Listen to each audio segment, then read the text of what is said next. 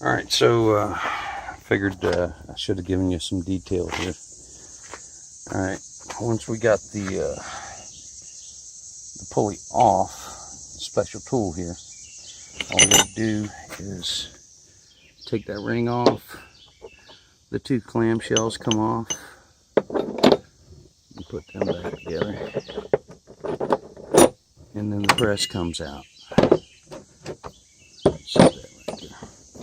So anyway, and so that pulley just presses on.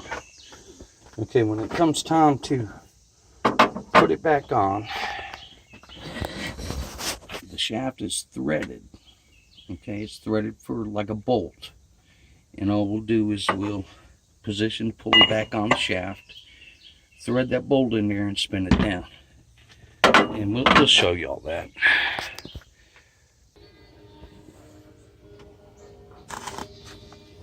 Alright,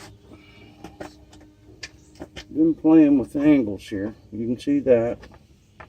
You can see that. That.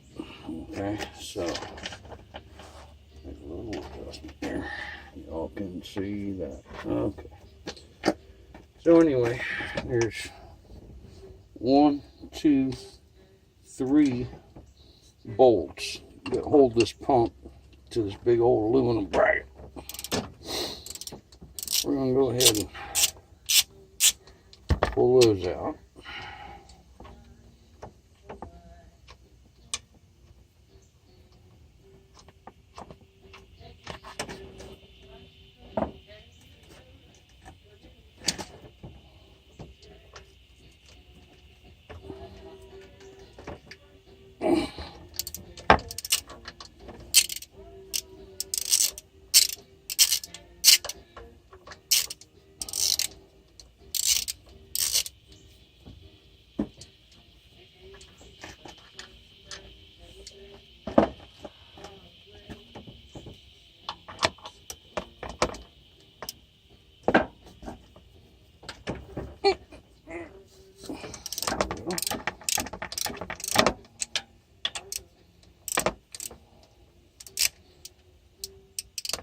Okay, and once again, Ancient Tools. This is the Wright number 4400 with a small 5.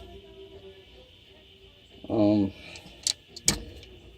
the first damn impact sockets I ever bought right there. That's a Snap-on product.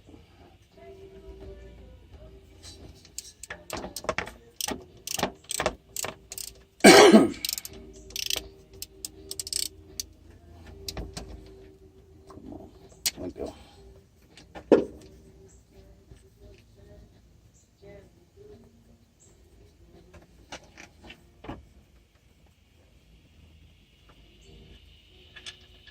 Alright, so now the pump itself is essentially loose. Okay, these 3 bolts are what support the pump. Now the real bear is going to be getting to the back here. But before we do that, we got to get some plumbing out of the way. That plumbing involves this return line. Okay, and it's essentially, as far as I'm concerned, permanently attached to the can. So because it's got a band clamp on it that I prefer to leave. I don't. How can I put it? These permanent attachments I try to respect. And then the pressure line on the back of the pump is a fitting like this. But we got to get this piece of plastic out of the way.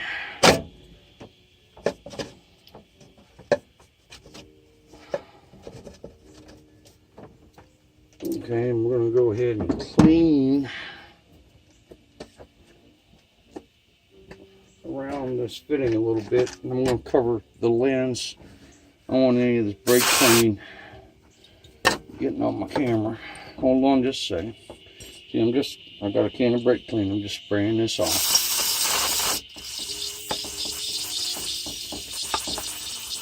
It ain't doing too bad. That's good keep that clean so that when we take it off, we're not introducing dirt into the steering box.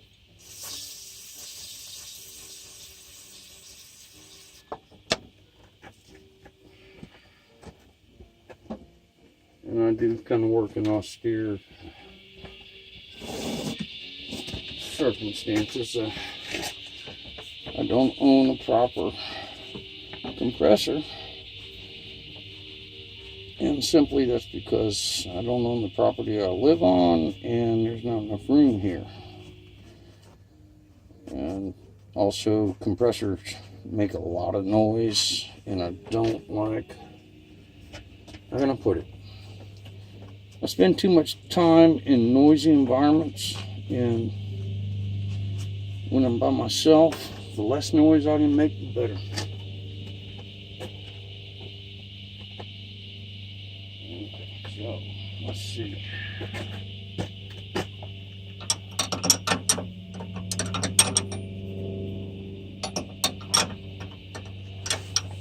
Come on now. All you gotta do is cooperate a little bit. That might not even be the right size. What is that? That's 11/16. Wow, that's a big one. I don't think I had a line wrench that size.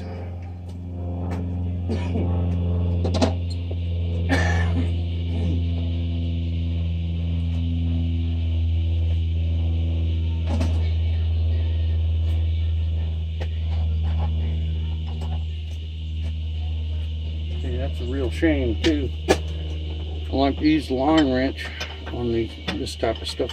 Ooh, this is metric shit. Okay, hold on.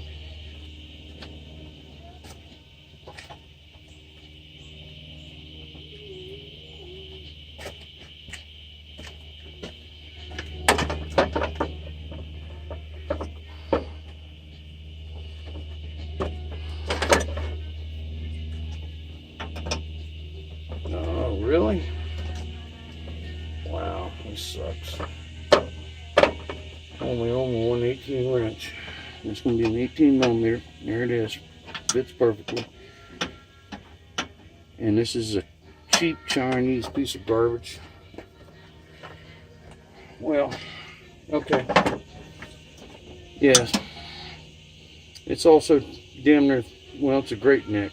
I don't know how old it is. The simple fact I got it means it works.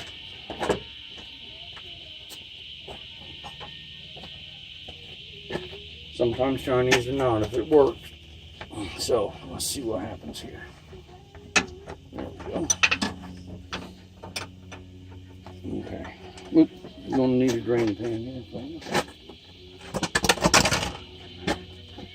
Get our drain pan sort of in the way there. Yep.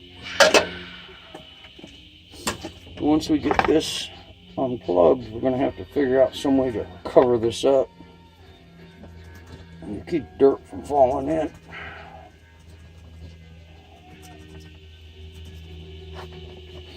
So I'm wiggling the line and spinning.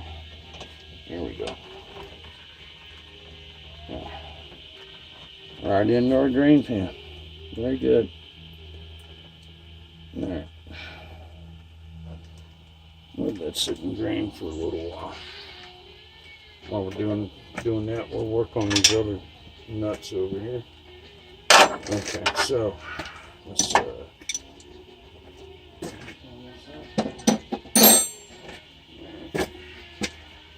we'll move y'all over here.